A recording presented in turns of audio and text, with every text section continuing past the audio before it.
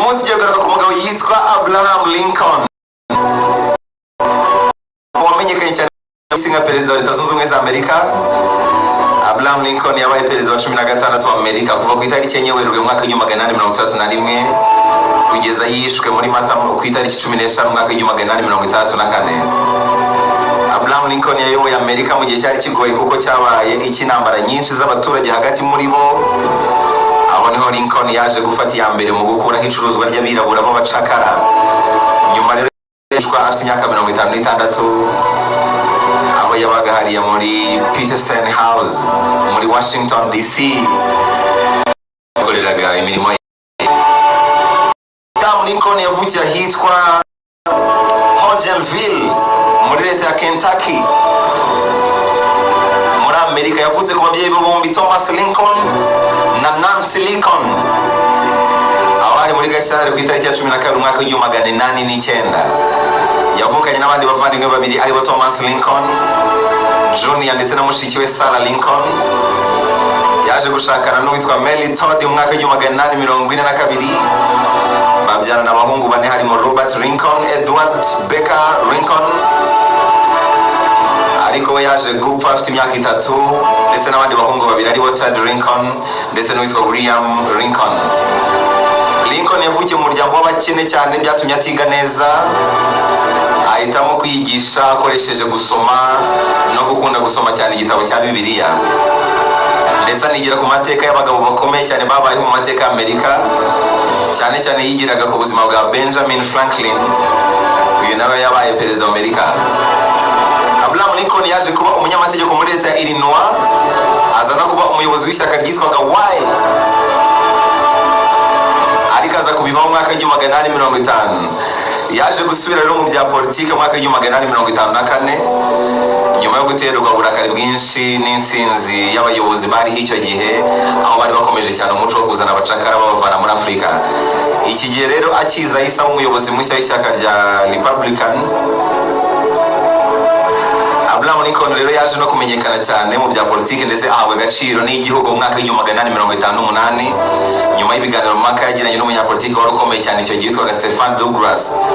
Uyu yari ayoboye abademokrate, yari ayoboye ishyaka ry'abademokrate. Yaje gutangwa nk'umukandida mu matora ya perezida mu mwaka w'igihumbi 1860, aza no gutorwa cyane n'igice cyo mu majyepfo ahari abirabura benshi, kandi igice cyo mu majyaruguru cyari gikataje mu muco w'ubucakara cyangwa se mu muco wo kugira n'ababirabura bari barajwe nk'abacakara. Byatumye habaho imirwano ikomeye hagati y'abaturage mu majyepfo n'amajyaruguru y'Amerika bapfa ibyo gukomeza ubucakara bw'abirabura, mu gihe igice cy'amajyepfo cyifuzaga ko buhagarara. Lincoln yaje kwifashisha ibiganiro mpaka ndetse n'ibiganiro byimakaza ukwishyira ukizana muri rubanda, aho yaje guhuriza hamwe abaturage, biza kumuviramo kwicwa n'abataravugaga rumwe n'ubutegetsi bwe mu mwaka w'igihumbi 1835. Yaje guhita asimburwa na Andrew Johnson. Nubwo Abraham Lincoln yapfuye manda itarangiye, ibyo yashakaga byo kugarura ubumwe mu baturage no guhagarika intambara hagati muri bo yabigezeho. Kuri ubu ngubu akaba afatwa nk'intwari ikomeye cyane y'Amerika. Amwe mu magambo yagiye avuga yahinduye benshi, nawe yahindura ubuzima bwawe. Uyu mugabo avuze ngo igihugu ntabwo cyicwa n'ibitero biturutse hanze, ahubwo cyicwa no kubora imbere muri cyo. Isomo ry'ubuzima busanzwe ririmo burya igihugu ushatse wakigereranya n'urugo. Urugo ntabwo rusenywa n'abashyitsi cyangwa se abaturanyi, burya rusenywa na ba nyirarwo. N'umuntu ku giti cye, burya ibintu bisenya umuntu ni ibiri muri we, ntabwo ari ibimuzaho biturutse hanze. Ibitekerezo biri muri wowe nibyo bishobora kugusenya cyangwa bikakubaka, ntabwo ari ibitekerezo biturutse hanze. Lincoln yaravuze ngo inzira yizewe yo guhanura ejo hazaza no kuharema. Nibyo arimo arababwira ngo iyo utabona neza uko ejo hazaza hazaba hameze, urahahimba. Uyu mugabo yaravuze ngo abagabo hafi ya bose bashobora kwihanganira ingorane, ariko niba ushaka kugerageza imico y'umugabo uzamuha imbaraga. Niba ushaka kureba imyitwarire, imico, ubunyangamugayo bw'umugabo, uzamuha imbaraga, nibwo uzabona uwo mugabo nyawe. Ni nka bya bindi nyambabwira ngo ntabwo umuntu aba mwiza kuko abonye amafaranga, ahubwo abasanzwe ari mwiza, amafaranga agatuma aba mwiza kurushaho. Nta nubwo umuntu aba mubi cyangwa akaba umugome kuko abonye cash, abasanzwe ari umugome, amafaranga akamufasha kuba we wa nyawe. burya abagabo benshi babinyangamugayo kuko bakeneye, kuko nta mbaraga bafite, nyine bakicisha bugufi ariko niba ushaka kureba imico y'umugabo n'ubunyangamugayo bwe uzamuha imbaraga. Lincoln yaravuze ngo ikimpangayikishije ntabwo ari uko Imana iri mu ruhande rwanjye, ahubwo ni ukuba njyewe ndi mu ruhande rw'Imana. Haleluya bene data, kuko Imana yo izahora inkorera ibiri ukuri. Imana ntabwo ibera, Imana ihora ikora ibyangombwa. Wowe gusa guma mu ruhande rw'Imana, Imana izakora ibyangombwa.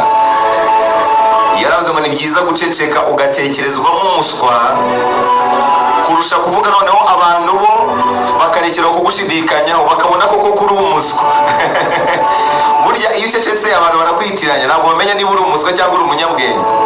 Ariko iyo uvuze kwa gushidikanya birashira muri bo, bakamenya icyo uri cyo. Igihe cyose ntacyo kuvuga gifatika ufite, aho gutuma abantu bagufata nk'umuswa, bakamenya uwo uriho, wakwicecekera bakagushidikanyaho. Hanyuma Lincoln yaravuze ngo inyuma y'ibicu burya izuba ntabwo rijya rirekeraho kwaka. Nyuma y'ibihe bikomeye ujye uzirikana ko izuba ryo ritajya rirekeraho kwaka, hari igihe buzacyaha. Nyuma y'imvura nyinshi izuba rirongera rikaka. Nyuma y'intambara burya hari igihe amahoro yongera akaboneka. Nyuma y'ingorane, nyuma y'ubuzima bubi hari igihe byongera bigakunda. Ntukihebe, ntarirarenga. Lincoln yaravuze ngo ikizakubwira ko ufite icyizere muri wowe nuko uzajya ubona utenguhwa rimwe na rimwe, ntabwo ari buri gihe uzatenguhwa. Ariko ikizakubwira ko nta cyizere ufite nuko uzahora ubabaye igihe cyose. Arongera avuga ngo inzira nziza yo kurimbura umwanzi no kumugira inshuti.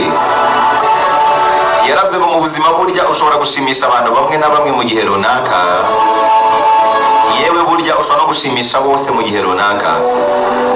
Ariko icyo utagomba kwizera nuko nta gihe na kimwe kizabaho uzabasha gushimisha abantu bose igihe cyose. Lincoln yaravuze ngo kuzamuka mu ntera burya ubu bisikana na benshi baba bamanuka basubira hasi. Uzajye wibuka abo wasize hasi, unazirikane cyane abo ngabo muri kubisikana bamanuka wowe uzamuka, kuko abo ngabo nibo bazagufata igihe nawe uzamanuka usubira hasi. Ibyo barababwira ko utera intambwe yo gutera imbere mu bushobozi ujye wiyoroshya kurushaho, kubera ko iyo wikomeje hakaba ikintu cyatuma umanuka urahuruduka nta nubwo umanuka. Ariko iyo wagiye wiyoroshya uko uzamuka, iyo habaye ikintu gituma usubira hasi uramanuka kandi usanga abantu bagutegereje. Lincoln yaravuze ngo ntushobora gutsindwa igihe cyose ukomeje urugendo. Burya umuntu watsinzwe ni wa wundi wahagaritse urugendo rutarangiye. Igihe cyose ugikomeje inzira kabone nubwo waba ugenda buhoro nta kabuza uzatsinda. Hanyuma yaravuze ngo ku iherezo ry'ubuzima ntabwo hazabarwa imyaka umaze, ahubwo hazabarwa ubuzima wabayeho mu myaka runaka. Hari undi mugabo uvuze ngo iyo ukiri muto igihe gishobora kuza imbere y'ubuzima, ariko iyo uri gusaza ubuzima buza mbere y'igihe. Gusa mu bibaho byose burya ubuzima nicyo cya mbere. Nta buzima igihe ntacyo cyakumarira, ariko ufite ubuzima igihe wagikoresha. Hanyuma Lincoln yaravuze ngo iyo nkoze ibyiza niyumva neza, ibibi nkiyumva. Iryo ni ryo dini ryanjye. Buriya idini ry'ukuri ni iri ngiri, nukora ibibi ujye wiyumva nabi, nukora ibyiza wiyumve neza. Uyu mugabo yaravuze ngo mu masaha 6 yo gutema igiti nzakoresha amasaha ya mbere ntiyazishoka. Numva amasaha 6 yo gutema igiti nzakoresha amasaha ya mbere ntiyazishoka. Iki nicyo bita gutegura. Ibintu byose bisaba gutegura, ukimanukira ugatwika. Gutegura. Amasaha 6 yo gutema igiti nzakoresha amasaha ya mbere ntiyazishoka. Iki nicyo bita gutegura. Uyu mugabo yaravuze ngo kugira ngo bitazaba ngombwa kwigisha abakuze, nudaha ubumenyi abana bizarangira ufite akazi kenshi gakomeye ko kuzigisha abana barakuze, uzabigisha ari bakuru. Nudaha ubumenyi abana bizarangira ufite akazi kenshi kandi gakomeye ko kuzigisha abakuze. Yaravuze ngo ubugira neza niyo serivisi yonyine ibasha guhagarika imikoshi, imiraba, inyatsi zose ziri mu buzima bwawe. Kugira neza niyo serivisi yonyine yagukuraho inyatsi zose ziri mu buzima bwawe. Hanyuma yaravuze ngo buri mugabo wese avuka ari OG, ari original, ari umwimerere. Ariko ikibabaje abagabo bose bapfa ari amacopies, bapfa batakiri umwimerere kubera sosiyete. Buri mugabo wese avuka ari mwiza, ari umwimerere, ariko sosiyete ikamuhindura mubi. Umufaransa wageze kuvuga ngo Rome n'est naturellement bon, c'est la société qui le rend mauvais. Umuntu avuka ari mwiza ariko sosiyete niyo imuhindura. Yaravuze ngo niba utaratsindwa na rimwe no kutigeze ubaho, niba utarahomba na rimwe no kutigeze utunga, niba utarangwa na rimwe nabwo no kutigeze ukunda, nuko ubuzima bumeze. Buri kimwe cyose kigira icyacyo.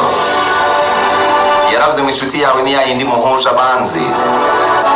Uyu mugabo yavuze ijambo rikomeye cyane ku rugo n'ubukwe no gushinga urugo.